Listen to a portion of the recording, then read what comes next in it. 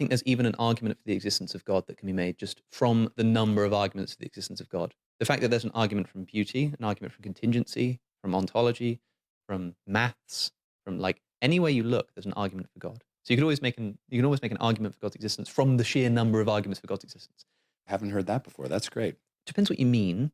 My favorite for a while has been the so-called ontological argument, where you sort of think God into existence. I think it's quite fun. You can just do it from an armchair. It doesn't require any observation. I mean, that's quite fun. I mean, it goes back to St. Anselm, who is praying. He's writing down this prayer. And he sort of challenges you in a way. He says, can you conceive of the greatest conceivable being? Just think of the greatest conceivable being. Mm. So whatever qualities it has, power, goodness, all this kind of stuff, just turn it up to the maximal conceivable amount, right? Mm. You got it in your head? You're picturing, you're thinking of just the greatest conceivable Okay. being?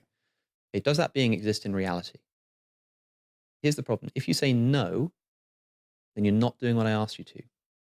Because you can conceive of But a isn't being. that a limitation of the mind? I mean, Yeah, we talked about this in terms of the Baha'i faith, about God being the unknowable essence, and that men have Yeah. created a God in their minds that they Yeah, yeah. falsely worship, right? But we're not talking about God.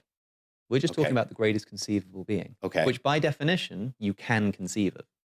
You just go to the ends of your conceivability. Okay. Now, Anselm's like, you can conceive of that being existing just in your mind, or existing in your mind and also in reality.